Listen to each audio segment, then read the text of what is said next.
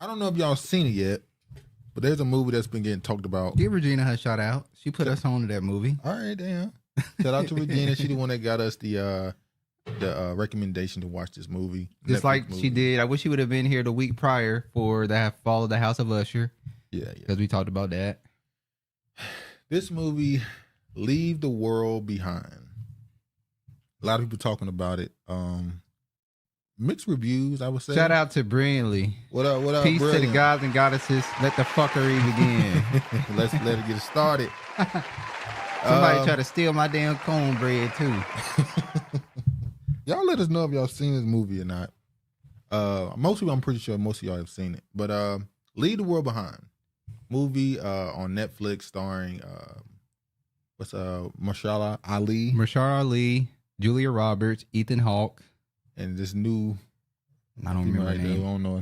Her name was Ruth in the movie, though. It was Ruth. Shout out to the Book of Ruth. Yeah, somebody teach from the Book of Ruth no more. But this movie, this is the description of the movie. A family's getaway to a luxurious rental home takes an ominous turn when a cyber attack knocks out their devices and two strangers appear at their door. Okay. What is your first reaction to this movie? We won't go too far into it, but what was your first initial reaction to the movie, would you say? I thought at first it's just an okay movie by himself. Yeah. But when you look in and catching all the gems and little things in the movie and the clues and connecting the dots, it's a pretty good movie. Like, you really have to watch this movie. For me personally, you have to watch it 2 or 3 times to catch everything. When I first saw it, I did not notice the pictures changing in the movie. I did not see that at all. And then also, are you also aware that the light fixtures was changing on top of the pictures too? No, I didn't see that. It was 10 light fixtures on top of the pictures, and they moved them to the left, and then by the end, the only thing that was gone was just the 2 light fixtures on the side. So to really be into this movie, you cannot leave your eyes off the screen because it was so different moving parts going on in the movie. There's a lot of interesting decodes of the movie out. The one that really caught my eye was Go Back to Africa, slavery angle. Say what? Well, y'all know the movie starts with this white couple and their 2 kids going into a house, Airbnb, on a vacation. She decides she wants to go on vacation really because she's sick of people, I guess. To get away from the city. She want to get away from people, so she want to leave the city. They go out into the rural area. Long Island. Long Island. They take on the house of this black man and his daughter's house. They did not know that at the time. They did not know. She was very, obviously in the beginning of the movie, they showed, this movie has a lot of social commentary in it from a standpoint of how people react to people as well. Julia Roberts' character was obviously very prejudiced towards Mahershala Ali and his daughter. She did not believe they could possibly be their house. She said they were the housekeeping staff or... Yeah. She just couldn't believe that a black man... Yeah. We don't know what race his wife was, by the way. Well, at some point during the movie, the girl says, when shit really hits the fan, you can't trust white people. And she said even mom would agree with that. Even mom would agree with that because her mom's just really compassionate person. Or her mom is a white woman or a woman of another race. And she would say, yes, my people ain't shit either. Yeah, but he's a contractor. He works for the government officials. He's done some real secret stuff with the alphabet community.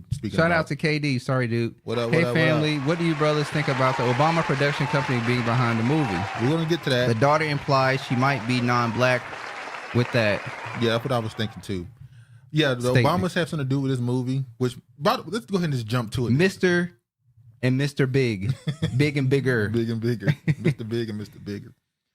The Obamas having something to do with this movie, considering that it's a cyber attack. Now, keep in mind, we've been getting warned for like the last, since the pandemic. That there is going to be a period where we're going to be out of power for at least 3 to 6 months. And they said that the internet was supposed to be under attack at some point. Matter of fact, they said a few weeks ago there was a cyber attack by Russia, I believe. They blame Russia for a cyber attack that happened. They blame Russia for everything. But yeah, so it's not a surprise that the Obamas are a part of this at all. And the movie kind of is a very thinly veiled, I won't say threat, but it's almost like a foreshadowing of what's to come. Of what's to come. Obviously, everybody keep talking about the deer in the movie. What does the deer symbolize? I'm gonna be honest. I think the deer is more of a distraction. No, well, when I first saw that, I automatically went to the god Artemis, the goddess Artemis, Yeah. because she represents the woodlands, the woods, and the deer goes along with her Greek mythology. Yeah. But it also ties into the Native American, Mesoamerican. Yeah. Mesoamerican. Yeah. Instantly, I said that's Artemis. An omen, supposed to be a good omen, but every time this thing It showed could up, also be represented as death, death to a society, and stuff like that. culture. Yeah. And Travis brought out something else. How much the color blue. The color blue was very And prominent. it was clear that there was some color coding to make the blue more prominent. And the black people, you see, when they it was a part in the film where the daughter, him and his daughter were sitting on the bed, and they gave me that moonlight. Yeah. You remember the movie Moonlight, where they play off the tones of black people? Yeah. How that blue shines on black people's skin. And speaking of the characters, we jumping around. Ethan Hawke's character was supposed to be the neutered white male. He was neutered, and she definitely was the matriarch. It was the opposite of what's considered to be normal, But he wasn't a patriarch. It was a matriarchal family. That's true. But Mashard Ali character, he made her feminine. I won't say he was masculine. He was more a man with a plan, a thinker, somebody who actually know what the hell is going on. Remember that She showed her femininity towards him, though. In the beginning, she was prejudiced. As somebody brought this out, she was prejudiced at the beginning, but by some point during the movie, she almost about to sleep with him. I just learned that the WEF did a pre-test regarding a coming cyber attack the same way Billy Goat did Event 201 before the pan hit. Yeah. Color blue and so much water throughout it too. Mm-hmm. The deer was symbolic of Get Out, was related to sacrifice. That goes into that Native American and the Greek mythology thing. Well, yeah, and Get Out, the deer represented the death and the sacrifice of black people, and how these what do they call it? These when the cops pull you over, how it leads to the death, and how people just cast you to the side like it means nothing in society. But yeah, true. But anyway, like you said, he feminized her. He did, because in the end, by the middle of the movie, she wanted him to hit it. But they was drunk. That's what they'll say. No. But also, Ethan Hawke's character was more of a very liberal. Pushover. When she was very standoff to the black people, like that's not trusting. trusting. No, let them in. That's their house. He was like, what are we doing? What not? It's okay. Yeah, I'll take the drink. Yeah, he didn't mind it. So he was, and there's a scene, and Travis brought this out. He was gullible. Yeah, Travis brought this out too. When they went to the other guy for the medicine for the son, because his teeth was falling out, his door was red. Like you pointed this out, and the door was red at the bunker house. The door was red. Yeah, and he had the Texas hat on, which made me go into the whole Kevin Bacon's character, Republican. Also, it ties into Jericho. You remember in the end, Jericho, when the thing happened, that's where it ended up being Texas. And when there was a civil war. Remember the three plan? And we jumping around. I'm sorry. When Marshall Ali characters came to the understanding of what was going on, he knew that there was a 3-strike plan to take over a country with disinformation. Then you involve you attack the people with something they don't understand what's going on. Well, that's what they were referencing in The Noise, The House, the last one, the different segments they had in the movie. That was the plan. That was a takeover. And then the final step is there's going to be a civil war. And so it's funny he had the Texas hat, because in that movie, in that show Jericho, Texas was the place that had to try to take over. Yeah. And then you got the white people's kids. The little boy was just some horny little teenager, and the little girl was always wanting to watch the show Friends. And this brings up the dude who passed away recently. Matthew Perry. Who I just saw an update that said he passed away from drugs. But according to people out there, Matthew Perry was getting ready to do a documentary exposing Hollywood, and they got his ass up out of here. They said it every time somebody died. Listen, I am not Larry Gaithers is not sponsoring me. And on Code just did some videos on Larry Gaither. Go check him out on Code. But like Duke always say, you have to eat the meat and spit out the bones. Yeah. Because he has a research team. Yeah. And his research team does a fantastic job in gathering information. And when you connect the dots, like Julia Roberts was in season 2 of what's the name of that show? Friends. Yeah. Every person that's in this movie is tied to something that has to do with the movie. Yeah. That has something to do in the movie. Whether it be that Arthur, I think his last name is Huxley. We saw his picture in the movie Huxley. Yeah. And go ahead.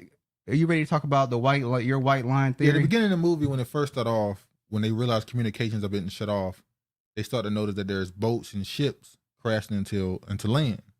Planes are falling and ships are crashing into land. And one of the ships is called White Lion. True.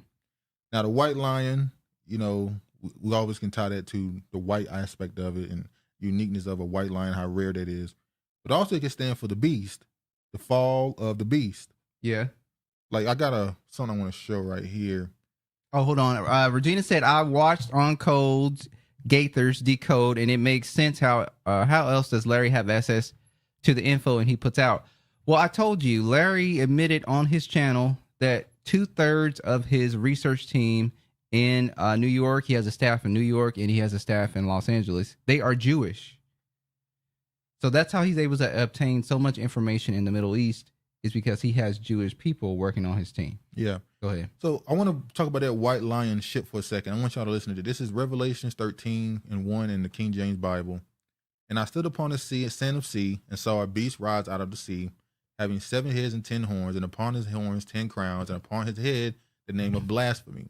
And She about to say it. Regina about to say what I was about to say after you done. Larry, that's what Larry said. That the White Lion, also the name of a slave ship. Yeah. And the beast which I saw unto a leopard, and his feet were unto feet of a bear, and his mouth was the mouth of a lion, and his dragon gave him his power, his seat, and great authority. So when I saw that, it immediately made me think of the fall Of the white man. The end of his control, his domain. So when he broke it down on his channel, so there was a slave ship that came in 1619. It was called the White Lion that landed in Maryland. And 1619 was in the movie. Exactly. Yeah. And it was owned by the Hannas and the Chamberlain family. So a lady that shares the lineage with the Hannas, in 1990, she created a pop rock band called the Kenny Kill. And that t-shirt, she made a t-shirt, and guess who it was worn by? Ooh. Ethan Hawke. So she owned that 1619 White Lion slave ship, and it was then owned and passed on to 10 other European families. Okay. The Chambers, I think it was the Jenga people, and a couple other families, the Huxleys. They all owned the slave ship throughout the history. That's why they had pictures of them and whatnot in the movie. Mm-hmm. So everything in that movie, our actor, our actress, was tied to it somehow, some way. It's just crazy how these movies, it's like decoding this shit is just like, it's crazy. But yeah, also something that's making a lot of people mad is the ending, obviously. And how they just showed the girl going to the bunker going to the bunker and watching the show Friends. And I said, well, what if the reason why the movie ends like that is because this movie is the end? Well, the word on the street is they're supposed to be doing a sequel. So that's why it was a cliffhanger. It may be, but it also could say the movie is the end. This movie is the end of the world as we know it. True. So there's no need to put a quote unquote explosive ending when this is it. Yeah. It's kind of methodical. It kind of happens in parts. There's nothing really exciting. It's kind of just, it's over. But if you haven't seen this movie, go definitely check it out. I would love to hear other people's little things they noticed and they saw in the movie, you know. Also, another thing that happened in the movie, I'm sorry to cut you off. When the white family attempted to leave first, when they first tried to leave, and they saw the Teslas crashing, somebody had clearly hacked the Teslas, yeah, and made them crash into each other to cut off the exits at the bridges, so you couldn't enter or get out of the city. It's funny because just recently, Tesla had to recall 2 million vehicles over autopilot issues. Here's what we know. So right after this movie is released, they had to do a recall for over 2 million Tesla vehicles for the autopilot problem. Shit is crazy. Also, since we talking about Obama them earlier,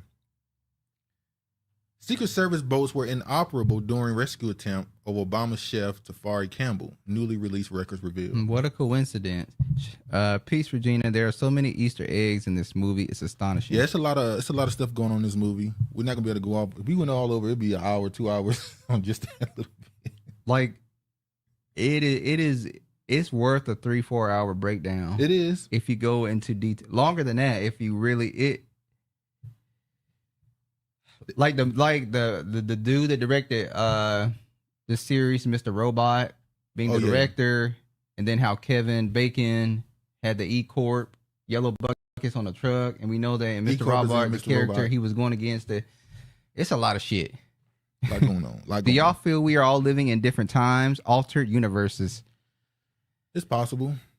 Although I always find it funny. I definitely feel like ever since COVID-19, we have been living in an alternate universe where we were just watching this yesterday, how they made a law where you can go into the store and steal $1,000 worth of merchandise and relating it to Amazon, where you're able to allow to go into the store and grab things. Out. Yeah.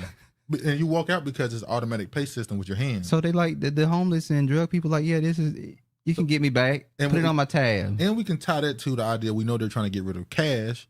Not just cash, they're trying to get rid of the entire monetary system we have now and turn it to a social credit score system. Oh, my credit score is going to be bad. So I can walk into a store and buy something if I have a good credit score. Social credit score, I mean. Credit score going to be bad. I can just walk into a store and grab something if my social credit score is high enough. I don't have to, quote unquote, purchase anything. I'm simply a good person, quote unquote, in society. So I can just get stuff that I want. True. Then you see that they're already bringing in the universal basic income system. So they're already getting you prepared to be on welfare. Level. Everybody going to be on welfare. At the ground level. So, yeah. And it's funny because in this movie also, Mahershala Ali was talking about, his character, was talking about how he had a person in the government who he worked with who was very high level. And he said right before this attack happened, he called him and asked him to move some money for him. And he said when he talked to him, he was saying everything good because they brought up the cabal. He brought up the cabal in the movie. Yeah, and he was like, "You going off with the cabal brothers again?" And he just said, "Mr. Big and Mrs. Big." And he just said, "Good luck." And then he said, "The scariest thing about what we're dealing with right now is not that there's a certain group of people in power; it's that no one is in power. No one has control anymore." How the only thing the people in power have is information. They simply know it's going to happen. They don't control it's going to happen. They don't control it, but they know what's going to happen. Yeah. So they're able to prepare and protect themselves when it do pop off. And so that's the biggest fear at this point. But yeah, what would you rate this movie? As a movie, not as a movie, I would rate it a 6. As giving out little gems and nuggets and having you have to keep watching it over and over, which means they did a good job, I would give it a 9. That means it's a 9 then. Okay.